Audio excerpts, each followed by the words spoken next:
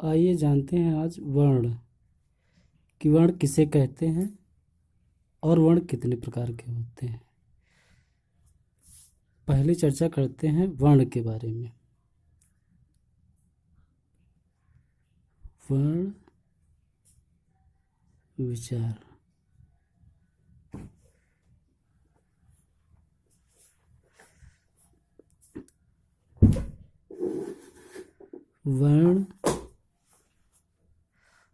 वर्ण का अर्थ है अक्षर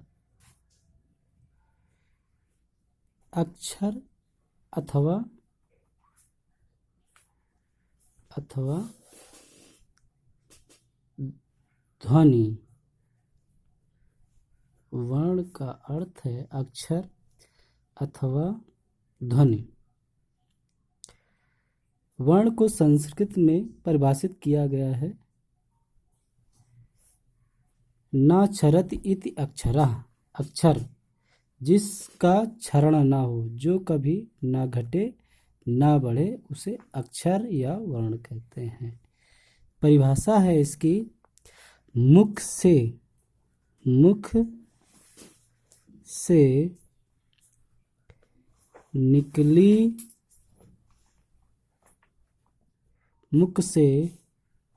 निकली हुई उस छोटी से छोटी ध्वनि को वर्ण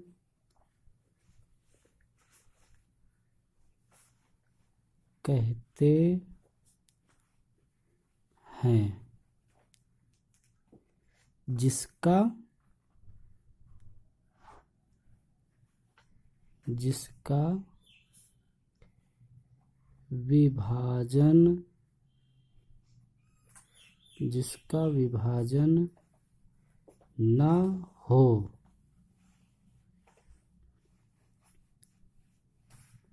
जिसका विभाजन ना हो, वर्ण का अर्थ है अक्षर अथवा ध्वनि। वर्ण का अर्थ है अक्षर अथवा ध्वनि। अब वर्ण की परिभाषा क्या है?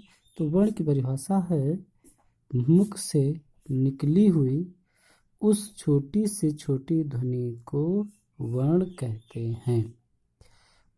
मुख से निकली हुई उस छोटी से छोटी ध्वनि को वर्ण कहते हैं जिसका विभाजन ना हो। जैसे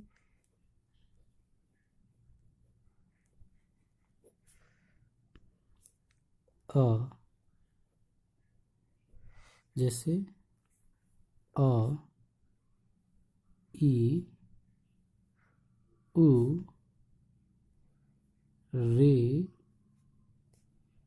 क, ख, ग इत्यादि ये सारे वर्ण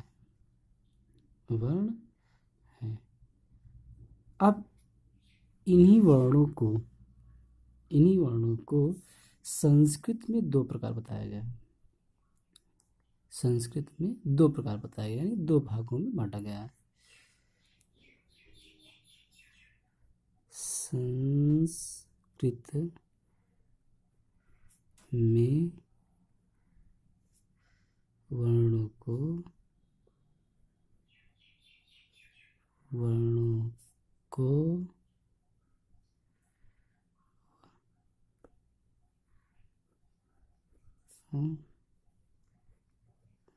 दो भागों में बांटा गया है। नंबर 1 स्वर, नंबर 2 व्यंजन,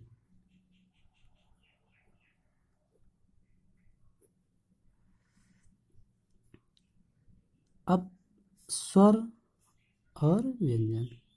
संस्कृत में वर्णों को दो भागों में बांटा गया है, या यूं कह सकते हैं कि संस्कृत में वर्ण दो प्रकार के हैं। संस्कृत में वर्ण दो प्रकार के हैं, या संस्कृत में वर्णों को दो भागों में बांटा गया है। नंबर 1 स्वर, नंबर 2 व्यंजन। अब स्वर क्या है और व्यंजन क्या है, तो स्वर देखते हैं। स्वर,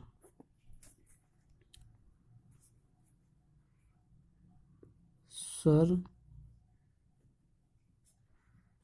को अच भी कहते हैं, अच भी कहते हैं। अब अच क्यों कहते हैं, तो देखो अच क्यों कहते हैं, तो माहेश्वर सूत्रों में सूत्र नंबर 1 से 4 तक अच गिनाए गए हैं। तो अच एक ये प्रत्याहार है, अच एक प्रत्याहार है, प्रत्याहार है, और इस प्रत्याहार के अंतर्गत सारे स्वर गिनाए गए हैं। इस अच प्रत्याहार के अंतर्गत सारे स्वर गिनाए गए हैं। अ, ई, उ, रे, ले, ए, ओ, ऐ, औ। माहेश्वर सूत्र में 1 से लेकर के 4 तक, 1 से लेकर सूत्र नंबर 1 से लेकर के 4 तक स्वरों को गिनाया गया है। तो अ, ई, उ, री, रे, ए, ओ, ऐ, औ। यानी 1 2 3 4 5 6 7 8 9 स्वर 9 है। अब स्वर कहते किसको है, तो स्वर की परिभाषा है जिन वर्णों का, जिन वर्णों का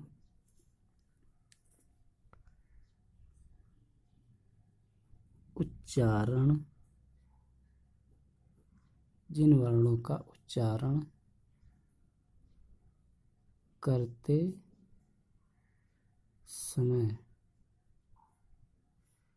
जिन वर्णों का उच्चारण करते समय अन्य वर्णों के, करते समय अन्य या दूसरे अन्य वर्णों की सहायता,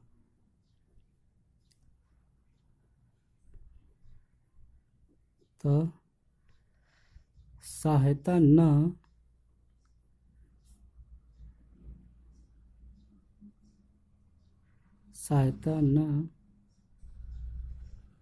लेनी पड़े, या सहायता न लेनी पड़े या ली जाए,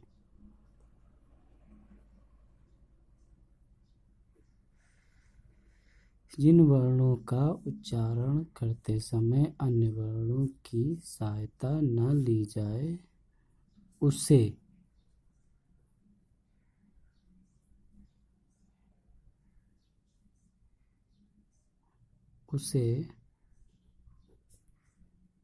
स्वर कहते हैं। जिन वर्णों का उच्चारण करते समय अन्य वर्णों की सहायता न ली जाए उसे स्वर कहते हैं, या उन्हें स्वर कहते हैं, सभी कह सकते हैं।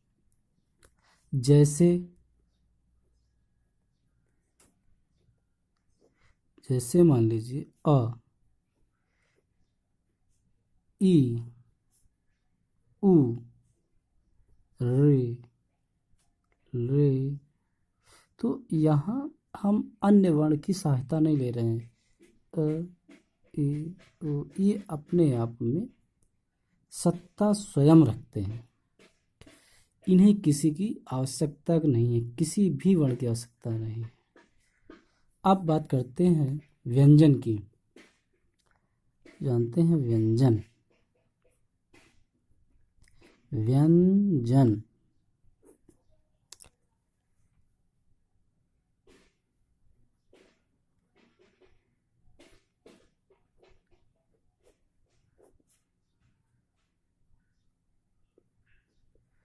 व्यंजन को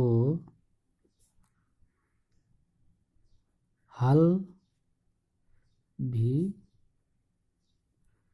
कहते हैं। व्यंजन को हल भी कहते हैं। अब हल क्यों कहते हैं? क्योंकि हल एक प्रत्याहार है। हल क्या है? हल एक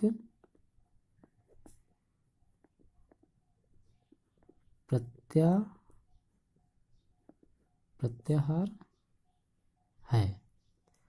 हल एक प्रत्याहार है। अब हल प्रत्याहार के अंतर्गत सारे व्यंजन गिनाए गए हैं। तो हल प्रत्याहार के अंतर्गत कौन कौन से व्यंजन हैं देखते हैं। हल तो हल पांचवें माहेश्वर सूत्र से 14वें माहेश्वर सूत्र तक हल व्यंजन आते हैं, हल वर्ण आते हैं। तो देखते हैं। ह पांचवा सूत्र होता है ना, ह य व र ट। तो ह य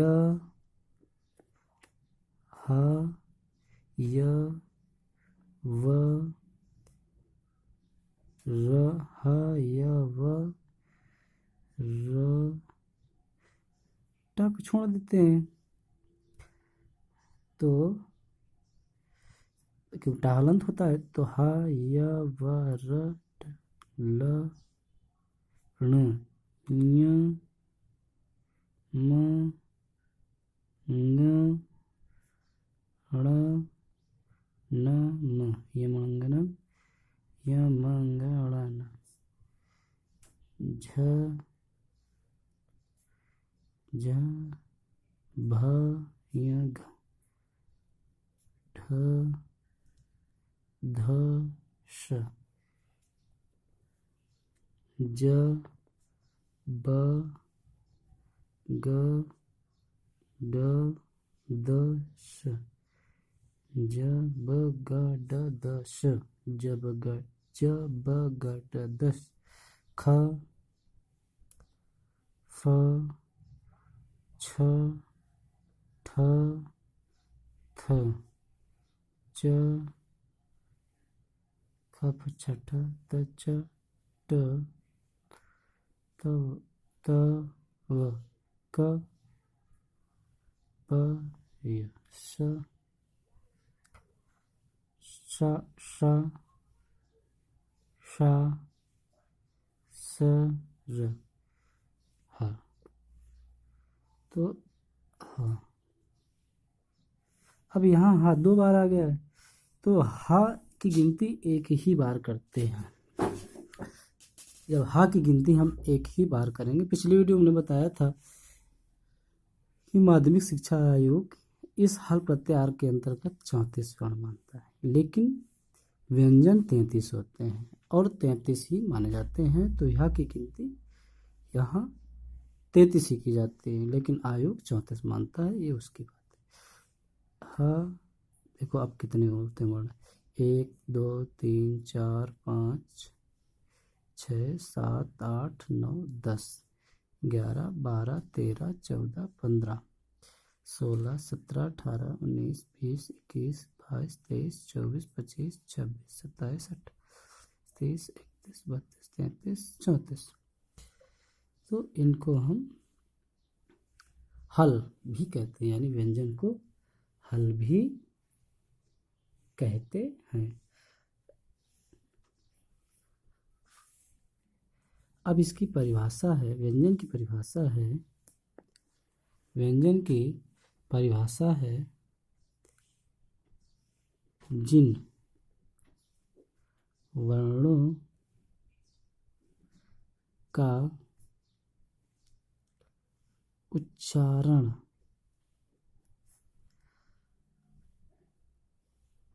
करते समय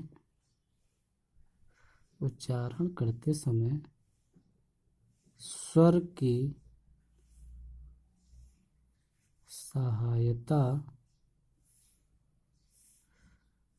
की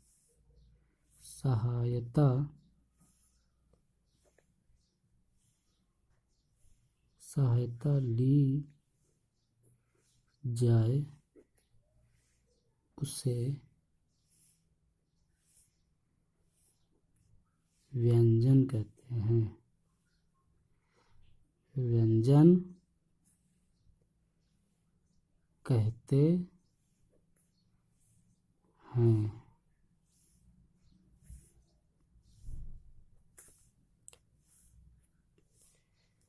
धन्यवाद।